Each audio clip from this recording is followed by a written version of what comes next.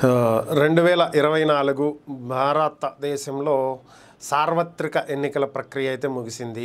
ఇక రిజల్ట్ కూడా అది వచ్చేసింది. అయితే కేంద్రంలో 2014లో 2019లో స్పష్టమైనటువంటి మెజారిటీతో అధికారాన్ని దక్కించుకున్నటువంటి బీజేపీ పార్టీకి ఈసారి స్పష్టమైనటువంటి మెజారిటీ రాలేదు. మ్యాజిక్ ఫిగర్ 272 రావాల్సి ఉండగా 240 దగ్గరే ఆగిపోవటం జరిగింది. అయితే మరి ఇండియా కూటమికి కూడా స్పష్టమైనటువంటి మెజారిటీ లేనటువంటి కారణంగా ఇక ఎన్డీఏలో ఉన్నటువంటి ఈ మిత్రపక్షాలకు సంబంధించినటువంటి ఎంపీ సీట్లు తీసుకోవాల్సినటువంటి పరిస్థితి బీజేపీకి కలిగింది.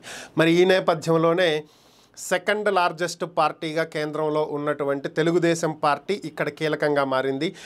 టీడీపీకి 16 ఎంపీ సీట్లు ఉన్నాయి ఏపీ నుంచి. ఓవరాల్గా ఏపీ మొత్తం మీద 20 సీట్లు కూటమి గెలుచుకున్నప్పటికీ అందులో 16 సీట్లు టీడీపీ గెలుచుకుంది, 4 సీట్లు మాత్రం వైసీపీ గెలిచింది. సో వైసీపీ అటు ఇండియా కూటమిలోనూ ఇటు ఎన్డీఏ కూటమిలోనూ ఎక్కడా లేదు కాబట్టి వాళ్ళు ఎవరికి మద్దతు ఇస్తారనేది వాళ్ళ ఇష్టం. సో ఇండియా కూటమిలో టీడీపీ ఉన్నటువంటి నేపథ్యంలో ఇప్పుడు టీడీపీ ఎవరికి మద్దతు ఇస్తే వాళ్ళు గవర్నమెంట్ ఫామ్ చేసేటువంటి అవకాశం ఉంది. అలాగే నితీష్ కుమార్ ఎవరికి మద్దతు ఇస్తే వాళ్ళు గవర్నమెంట్ ఫామ్ చేయడానికి అవకాశం ఉంది. సో వీళ్ళిద్దరే ఇప్పుడు కీలకంగా మారినటువంటి పరిస్థితి సెంట్రల్ గవర్నమెంట్లో. ఇది మనం నిన్న కూడా మాట్లాడుకున్నాం.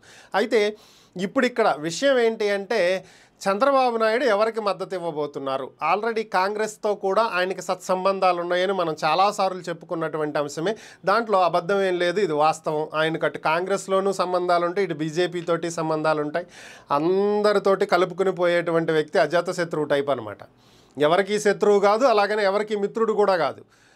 అవసరాల దృష్ట్యా అటు ఇటు మారుతూ ఉంటారు ఆయన. సో ఈ నేపథ్యంలోనే కాంగ్రెస్ కూడా ఆయన సంప్రదించింది. ఏపీకి ప్రత్యేక హోదా ఇస్తాము అనేటువంటి ఒక అంశాన్ని తెర మీదకి తీసుకొచ్చింది. మరి దీని దృష్ట్యా ఆయన ఒప్పుకుంటారా అనేటువంటి ప్రశ్నలు తలెత్తుతున్నాయి. సో ఇదే విషయాన్ని ఆయన నిన్న ఢిల్లీ వెళ్ళినటువంటి సందర్భంలో మీడియా ప్రశ్నించడం జరిగింది.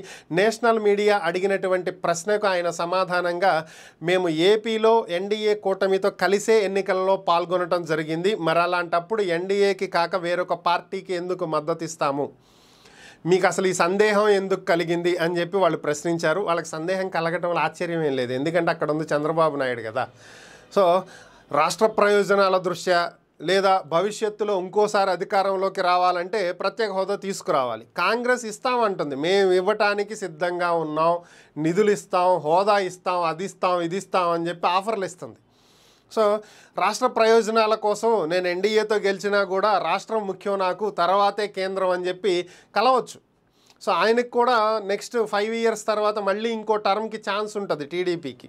ఇంకేముంది, ఏపీకి ప్రత్యేక హోదా తీసుకొచ్చిన ఘనత టీడీపీకి దక్కింది. సో సహజం కదా ఇది. సో మరి ఆ దిశగా ఏమన్నా ఆలోచనలు చేస్తారా అని మీ నేషనల్ మీడియా భావించి ఉండొచ్చు. కాకపోతే ఆయన మిత్రధర్మానికి కట్టుబడినట్లుగా అక్కడ మనకి అర్థమవుతుంది. ఎన్డీఏతోనే నేను కొనసాగుతాను, ఈ డిమాండ్లు ఏవో ఎన్డీఏనే అడుగుతాను, ఇండియా కూటమితో మనకు బేరసారాలు అవసరం లేదు, ఎన్డీఏకే నేను మద్దతు ఇస్తున్నానని చెప్పి ఆయన స్పష్టం చేయడం జరిగింది. అది పరిస్థితి.